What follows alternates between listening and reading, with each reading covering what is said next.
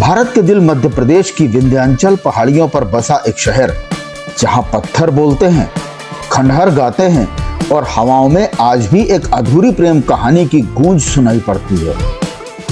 यह है मांडू, जिसे कभी शादियाबाद यानी खुशियों का शहर कहा जाता था। एक ऐसा नगर जहां अफगान वास्तुकला की भव्यता है, राजाओं की महत्वाकांक्षा है और बाज बहादुर और रानी रूपमती का अमर प्रेम है। लेकिन मांडू सिर्फ एक प्रेम कहानी नहीं, यह सल्तनतों के उत्थान और पतन की भी कहानी है। मांडू या मांडव धार जिले की ऊंची पहाड़ियों पर स्थित यह नगर लगभग 2000 फीट की ऊंचाइयों पर बसा है। 6वीं और 7वीं शताब्दी में यह सिर्फ एक साधारण किलेबंदी हुआ करता था, लेकिन समय बदला और 10वीं शताब्दी में परमार राजाओं ने इसे एक महत्वपूर्ण सैन्य और सांस्कृतिक केंद्र बना दिया और महान राजा भोज इन शासकों ने मालवा को ज्ञान, कला और स्थापत्य का केंद्र बनाया। लेकिन मांडू का असली स्वर्ण काल अभी आना बाकी था। 13वीं और 14वीं शताब्दी में मालवा पर मुस्लिम सल्तनतों का प्रभाव बढ़ने लगा।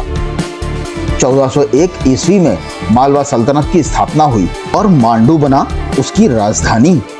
सुल्तानों ने इस शहर को नया नाम दिया शादियाबाद, यानी खुशियों का शहर। यहाँ महलों का निर्माण हुआ, विशाल दरवाजे बने, जल महल बनाए गए और मांडू भारत के सबसे खूबसूरत और अभेद्य किलों में गिना जाने लगा।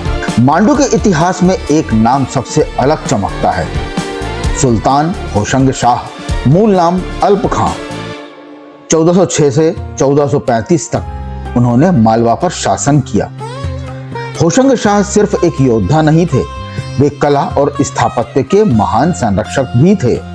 उन्होंने नर्मदा तट पर होशंगाबाद शहर बसाया और मांडू को एक अद्भुत स्थापत्य नगरी में बदल दिया। उनकी मृत्यु के बाद सुल्तान महमूद खिलजी ने 1440 ईस्वी में उनके सम्मान में एक भव्य मकबरा बनाया और यही मकबरा भारतीय इतिहास में एक अनोखी पहचान रखता है। यह भारत की पहली शुद्ध संगमरमर से बनी इमारत मानी जाती है।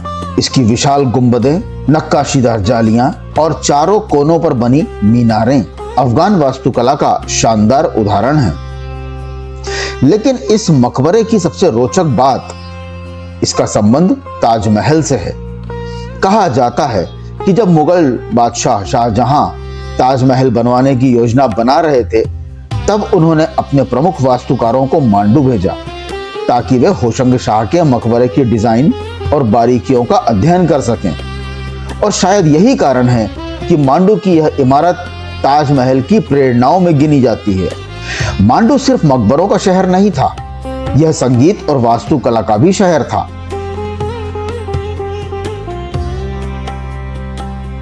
जहाज महल, जिसे देखकर ऐसा लगता है मानो कोई विशाल जहाज पानी पर तैर रहा हो। 2 झीलों के बीच बना यह महल बरसात के दिनों में किसी स्वप्न जैसा लगता है। सुल्तानों ने यहाँ जल प्रबंधन की अद्भुत व्यवस्था बनाई थी। तालाब, कुंड, बावड़ियां, सब कुछ इस तरह बनाया गया कि पहाड़ी नगर में भी पानी की कभी कमी ना हो।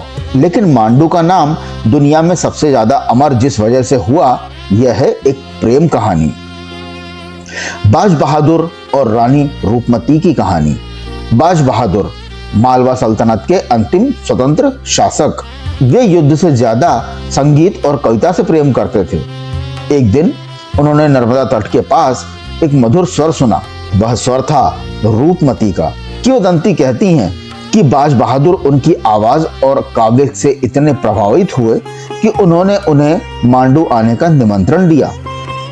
लेकिन रूपमती ने एक शर्त रखी कि वह प्रतिदिन मां नर्मदा के दर्शन करना चाहती थी।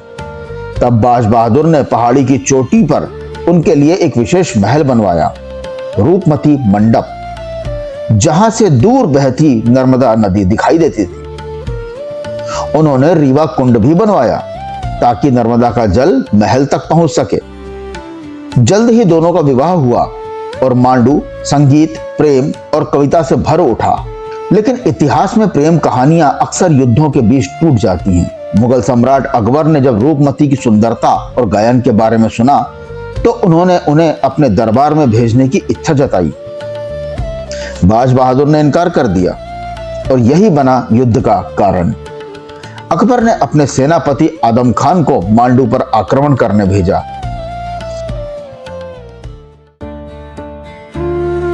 सारंगपुर के युद्ध में बाज बहादुर की छोटी सेना मुगलों की विशाल सेना के सामने टिक न सकी। बाज बहादुर युद्ध हार गए और अपनी जान बचाकर भाग निकले। मांडू अब मुगलों के कब्जे में था। आदम खान ने रूपमती को अपने अधिकार में लेना चाहा, लेकिन रूपमती ने आत्मसमर्पण नहीं किया। कहा जाता है कि उन्होंने भागने की कोशिश की, लेकिन उन्हें पकड़कर वापस मांडू लाया गया। फिर एक दिन उन्होंने अधम खान को अपने कक्ष में बुलाया, लेकिन जब अधम खान वहां पहुंचा तो उसने देखा रानी रूपमती अब इस दुनिया में नहीं थी। उन्होंने जहर खाकर अपनी जान दे दी। उन्होंने पराधीन जीवन से बेहतर मृत्यु को चुना। और इसी के साथ समाप्त हुई भारत की सबसे दर्दनाक प्रेम कहानियों में से एक। 1561 के बाद मांडू ने अपनी स्वतंत्रता पहचान खो दी। यह मुगलों का एक शाही सैरगार बन गया। हुमायूं, शेर शाह सूरी और बाद में अकबर, सभी ने इस नगर पर शासन किया। 18वीं शताब्दी में मराठों ने मांडू पर अधिकार कर लिया और यह धार रियासत का हिस्सा बन गया। धीरे धीरे यह भव्य नगरी खंडहरों में बदलती चली गई। मांडू की वास्तुकला का प्रभाव सिर्फ मालवा तक सीमित नहीं रहा, मुगल स्थापत्य में भी इसकी छाप दिखाई देती है। फतेहपुर सीकरी अकबर द्वारा बसाया गया वह ऐतिहासिक नगर, जहां महलों, आंगनों और विशाल दरवाजों में भारतीय और इस्लामी स्थापत्य का अद्भुत संगम दिखाई देता है। जिस तरह मांडू में जल संरचनाएं, खुले आंगन और विशाल मेहराबें थीं, वैसे ही तत्व बाद में फतेहपुर सीकरी की इमारतों में भी देखने को मिलते हैं। और होशंग शाह के मकबरे से प्रेरित संगमरमर की शैली आगे चलकर ताजमहल जैसी इमारतों में विकसित हुई। इस तरह मांडू सिर्फ एक शहर नहीं, भारतीय वास्तुकला की एक महत्वपूर्ण कड़ी बन गया। आज मांडू एक शांत ऐतिहासिक नगर है। बरसात में इसकी हरियाली, बादलों से ढके महल और पत्थरों पर गिरती बूंदें इसे किसी स्वर्ग जैसा बना देती हैं। रूपमती मंडप से दिखता सूर्यास्त आज भी लोगों को उनकी अमर प्रेम कहानी याद दिलाता है। जहां कभी संगीत गूंजता था, वहां आज खामोशी है, लेकिन शायद अगर आप ध्यान से सुने तो मांडू की हवाओं में आज भी रूपमती का गीत सुनाई दे। क्योंकि इतिहास कभी मरता नहीं, वह सिर्फ खंडहरों में बदलकर हमारी यादों में बस जाता है। यह था मांडू, प्रेम, स्थापत्य और इतिहास का अद्भुत संगम। अगर आपको यह यात्रा पसंद आई हो तो वीडियो को लाइक करें, शेयर करें और ऐसे ही ऐतिहासिक सफरों के लिए चैनल को सब्सक्राइब करना न भूलें। धन्यवाद।